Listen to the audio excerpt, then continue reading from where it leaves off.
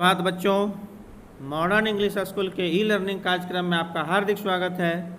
मैं विपुल कुमार सिंह इस वीडियो के माध्यम से आपका अभिकारी शब्द का अंतिम भेद निपात को लेकर उपस्थित हुआ हूँ। चलिए बच्चों, तो आज हम लोग निपात के संबंध में जानकारी लेंगे इस वीडियो के माध्यम से। तो जानते हैं कि निपात क्या है। निपात का अर्थ ही होता है बल देना। क्या करना? बल देना। चलिए बच्चों, तो इसको हम लोग क्या चीज़ के माध्यम से, परिभाषा के माध्यम से समझते हैं। इसका परिभाषा क्या है बच्चों, वो देखेंगे कि निपात क्या होते हैं, है ना। इसका परिभाषा ध्यान से सुनेंगे कि जो अव्यय शब्द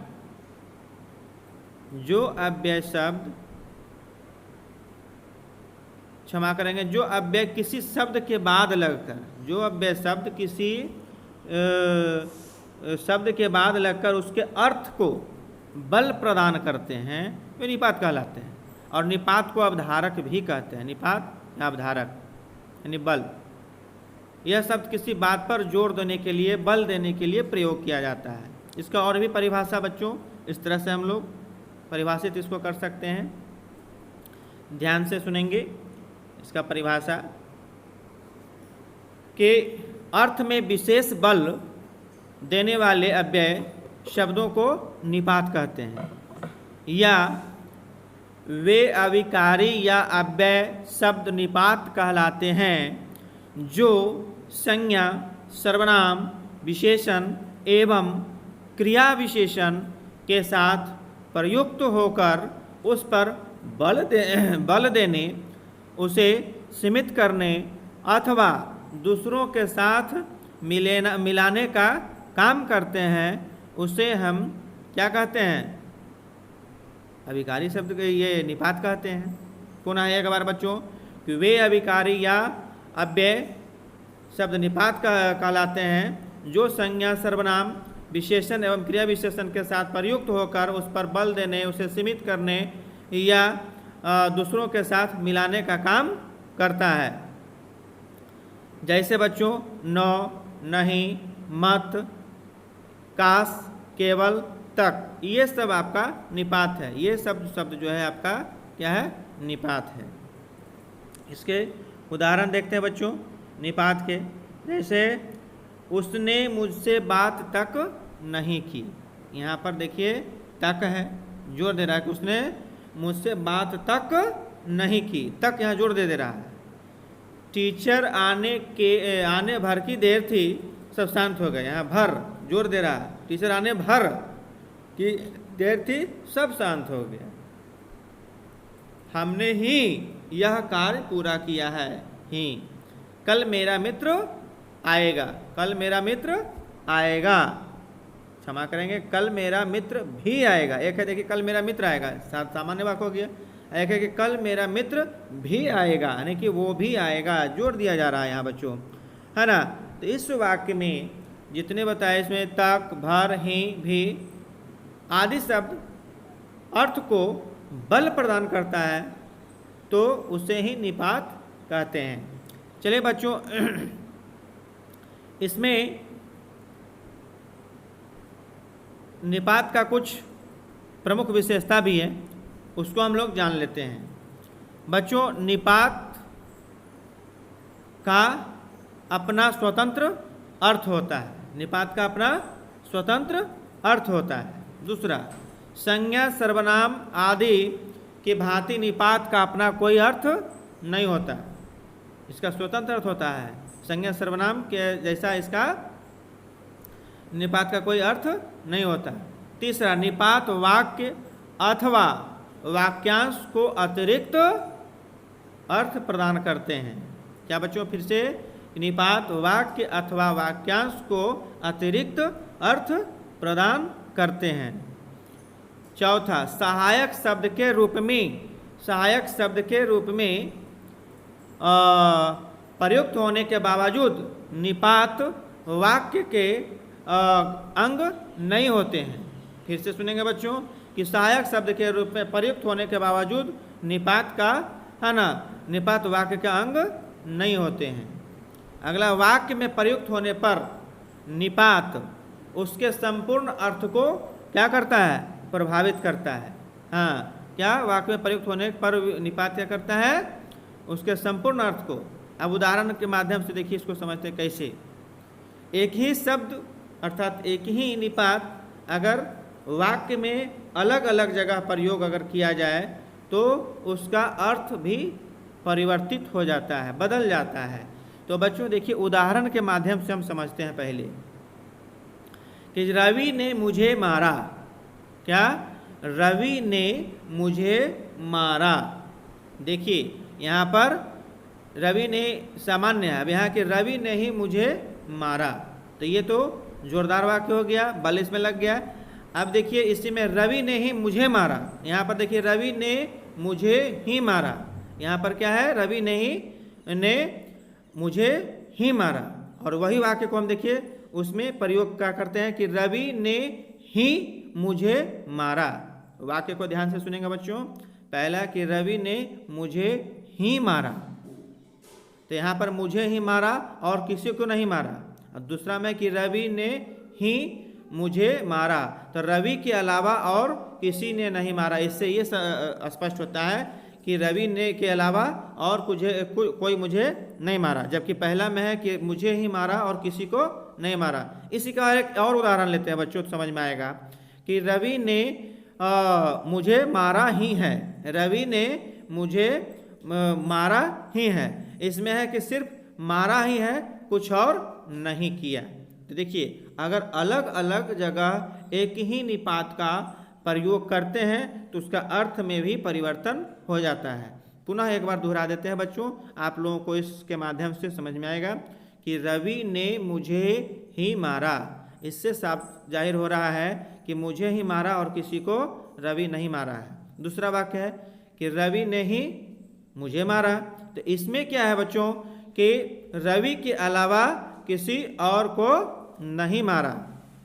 इस क्षमा करेंगे, रवि के अलावा और किसी ने नहीं मारा। एक और वाक्य जो भी बतला रहा है तो वो भी सुन लें कि रवि ने मुझे मारा ही है, रवि ने मुझे मारा ही है, यानी सिर्फ मारा है, इसके अतिरिक्त कोई काम नहीं किया। तो देखिए बच्चों ही का प्रयोग एक ही का प्रयोग अगर तीनों वाक्य में हम देखते हैं तो तीनों जगह अलग अलग उसका जो है अर्थ निकलता है।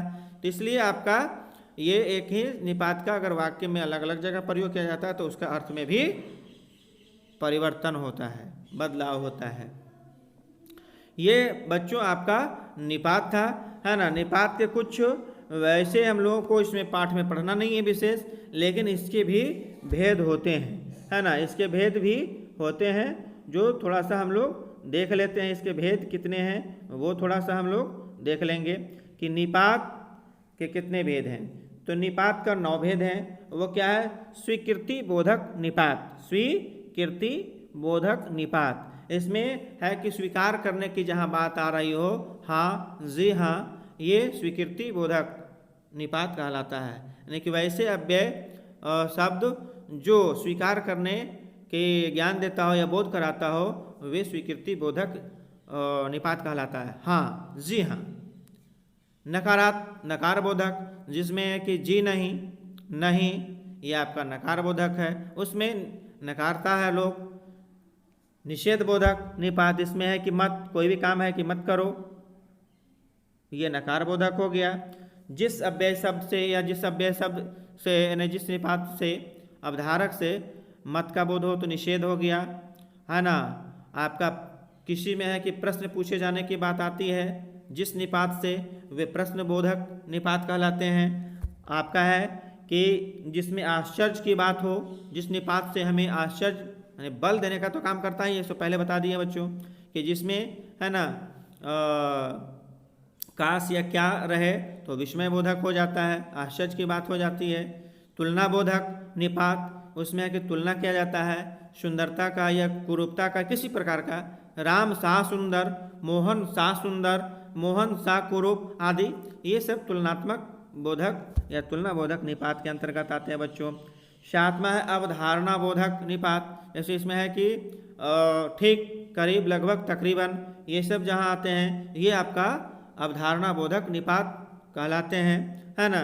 आदर बोधक निपात, जिसमें कि आदर देने की बात आता है, उसमें जो है कहता है कोई अगर कोई काम कहता है या बोलता है उसको, अगर बड़ों को अगर आदर देना है तो जी, जी हाँ, इस तरह से बोलते हैं तो आपका ये आदर करने की बात आती है।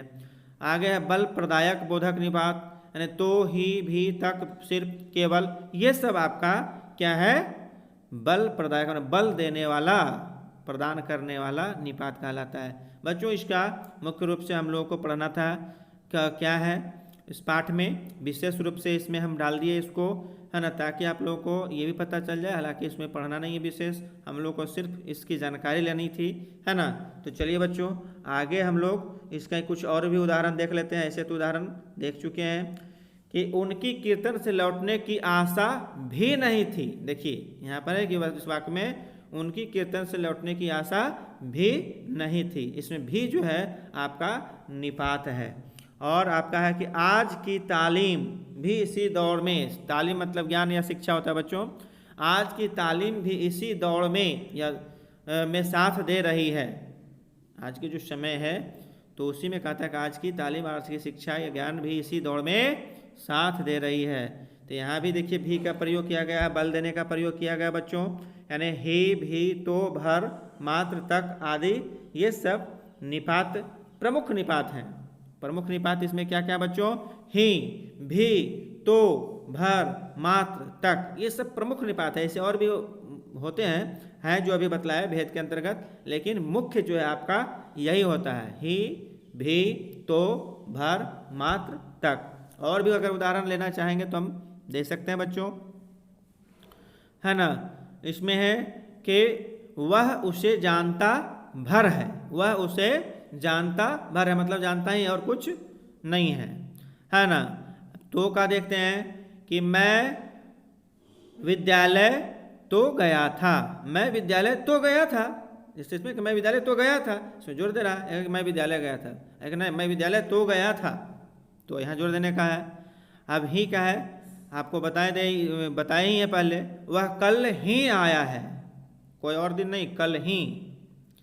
मैं मात्र आगरा तक गया था, देखिए मात्र सिर्फ आगरा तक गया था और कहीं नहीं गया था। तो इस तरह से बच्चों प्रमुख के ये निपात हैं, प्रमुख निपात हैं। और प्रमुख इसके अतिरिक्त जो और भी है वो भी है, लेकिन प्रमुख इसी को माना गया है बच्चों, है ना।